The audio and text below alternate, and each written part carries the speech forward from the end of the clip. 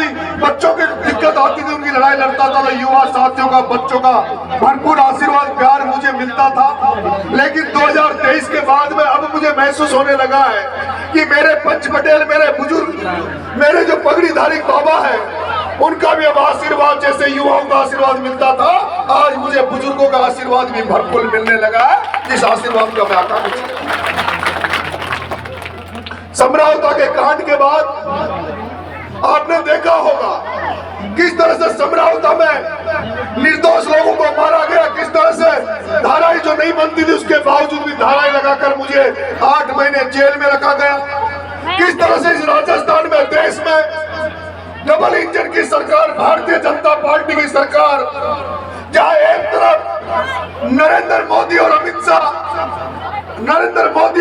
अडानी अंबानी से मिलकर पूरे देश को लूटने का काम कर रहे हैं, उसी तरह से राजस्थान में भजन लाल सरकार जहां एक तरफ डोंगरी बांध में हमारे क्षेत्र गांव के लोगों को उजाड़ने का प्रयास कर रहे हैं, उसी तरह से इस देश में जैसे अडानी और अंबानी पूरे देश को खाने का काम कर रहे हैं, जैसे अंग्रेजों ने भी इस देश को नहीं लूटा, वैसे अडानी अंबानी इस देश को लूट रहे हैं। उसी तरह से राजस्थान में एक कोटा से आने वाला एक सेठ,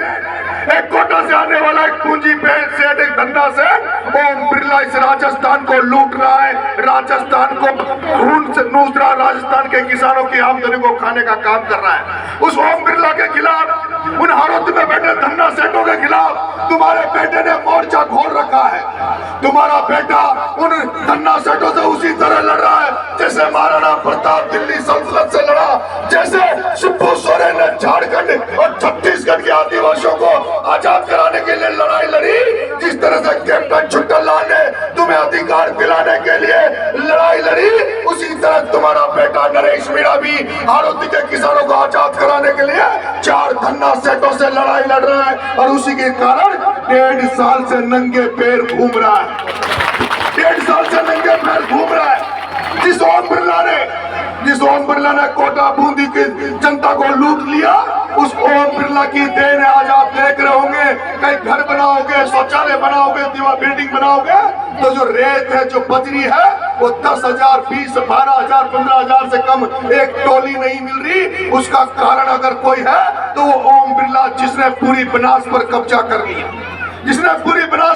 कर लिया, अभी मैं देख रहा हूँ पागड़ी गांव में भी संकट आने वाला है। यहाँ पर ERCP की नहर निकलेगी, उस नहर में हमारी जमीनें जाएगी,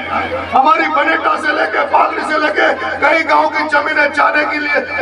जाएगी। लेकिन आज दिन तक प्रशासन ने आके इन गांव में ये नहीं कहा कि हम तुम्हें कितना मुआवजा देंगे, आज दिन ये आके नहीं कहा कि हम तुम्हें कितना मुआवजा देंगे। जब नरेश मीणा समरावता में उन 14 गांव जिनको देवली से उनियारा से हटा के देवली जोड़ दिया था, उनके लिए जब लड़ाई लड़ा तो 8 महीने जेल डाल दिया। मैं इन तमाम देवली उनियारा की जनता की सेवा के लिए, यहाँ की जो भी आपकी समस्या है, यहाँ आज दिन तक स्टोक जिले में कई MLA आए आपके यहाँ, कई चुनाव हुए, हर चुनाव में नेता आए, MLA MP बन गए, लेकिन ये देवली उनियारा की ऐसी धरती है जिसमें आज दिन तक कोई MLA MP ने कोई आंदोलन नहीं किया, जनता के हितों में किसी ने लड़ाई नहीं लड़ी। लेकिन आपका बेटा नरेश मीणा, जिसने हुंकार भरी है 30 तारीख को कोटड़ी मोड़ चौराहा चौक में नरेश मीणा आपका बेटा आपके आशीर्वाद से आंदोलन करने जा रहा है, आपका बेटा आपके आशीर्वाद से आंदोलन करने जा रहा है। उस आंदोलन में मैंने शर्तें रखी है कि जो ये बनेटा से जो इस नदी में जो ये नहर निकलेगी, इसमें जो किसानों की जमीनें जाएगी उसका उचित मुआवजा दिया जाए, किसानों को पहले मुआवजे की स्थिति को क्लियर किया जाए, उसके बाद नहर निकाली जाए। जिस तरह से एक आदिवासी महिलाओं के साथ मारपीट हुई, उस थानेदार का इलाज हो, समरावता में जो भजन लाल ने जो समझौता किया था कि मुकदमे वापस लेंगे, जो 60 लड़के नरेश मीणा के साथ जेल में बंद हुए थे उनका मुकदमा वापस लेंगे, वो मुकदमे आज दिन तक पूरे नहीं हुए। जो हमारे लोगों की गाड़ियां जली थी, भजन लाल ने कहा था उनको मुआवजा देंगे, वो मुआवजा आज दिन तक नहीं मिला। और स्टोक जिले में आज दिन तक समर्थन मूल्य पर जो कांटे लगते हैं वो समय पर नहीं लगे, आज दिन तक फसल बीमा का पैसा किसानों को इस एरिया में मिला नहीं है, और आज तक किसी नेता ने समर्थन फसल बीमा के पैसे के लिए कोई आवाज नहीं उठाई। आपका बेटा 30 जनवरी को सोच के पास कोटली चौराहे पर आंदोलन करने वाला है, या तो प्रशासन 30 तारीख के पहले आपकी बेटे की मांगों को पूरा मान लेगा, और अगर आपके बेटे की पूरी मांगे नहीं मानी तो मैं आपसे वादा करके जा रहा हूं, वो बाबा ने अभी जो कोसाली वाले मीडिया ने गीत गाया था कि सरकार हमारा अधिकार है लोकतंत्र का, मैं आपका वादा कर रहा हूं, आपका बेटा वादा कर रहा है, आपके बेटे की वजह से बीजेपी को 2 सीटों में जरूर फायदा हुआ।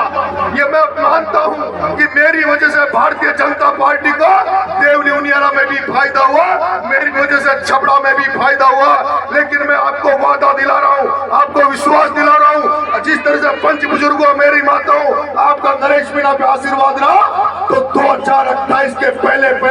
भजन लाल को विदा कर दूंगा। डबल इंजन की सरकार का, जो डबल इंजन की भारतीय जनता पार्टी की जो सरकार है, जो डबल इंजन की भारतीय जनता पार्टी की सरकार है, अगर तुमने विश्वास किया, भरोसा किया, तो राजस्थान के भजन लाल के इंजन को पटरी से उतारने की गारंटी तुम्हारा बेटा नरेश मीणा लेता है, तुम्हारा बेटा नरेश मीणा लेता है। कभी ये मत सोचना,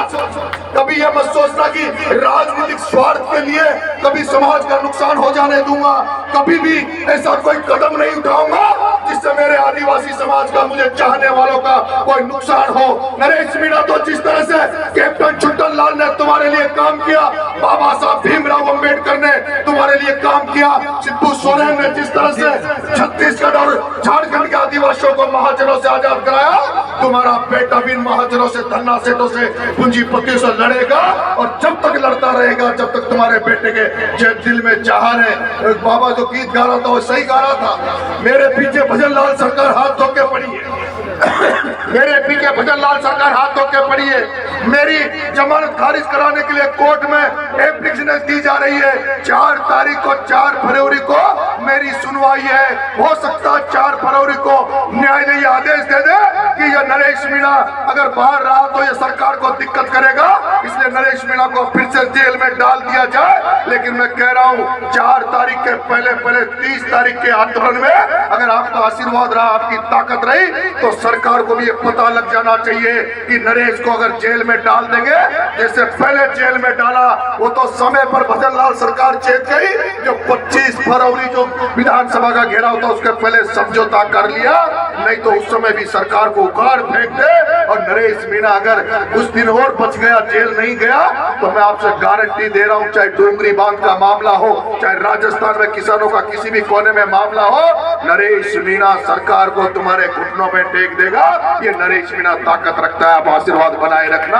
आज मैं पागड़ी वालों को बहुत बहुत धन्यवाद देता हूं और आप सबको पीले चावल बांटता हूं, निमंत्रण देता हूं कि 30 तारीख को कोटली चौराया शौक जरूर आना। अगर सरकार, पहली बात तो कोटली चौराहे पे हमारी मांगे मान लेगी, और अगर कोटली चौराया शौक पर हमारी मांगे नहीं मानी तो तुम्हारा बेटा हजारों लोगों के साथ कोटली चौराहे से जयपुर राजधानी की तरफ कूच करेगा। नरेश मीणा शौक से उनियारा, अलीगढ़ होकर उनियारा होता हुआ, टोंक होता हुआ जयपुर जाएगा। मुझे भरोसा है जब नरेश मीणा देवली से राजधानी की तरफ कूच करेगा तो सड़कों पर जगह नहीं मिलेगी, सरकार को सोचने के लिए मजबूर होना पड़ेगा। और वो डोंगरी बांध का तो मुद्दा इतना बड़ा है, डोंगरी बांध का तो मामला इतना बड़ा है, जब माता बहने अपनी झांसी की रानी बनने के लिए तैयार बैठी है, माता बहने हथियार उठाने के लिए तैयार बैठी है, वहां के बुजुर्ग 90 साल के बुजुर्ग डोंगरी बांध बचाने के लिए अपने प्राणों की आहुति देने के लिए तैयार बैठे हैं। और उनके साथ जब उनका नरेश जैसा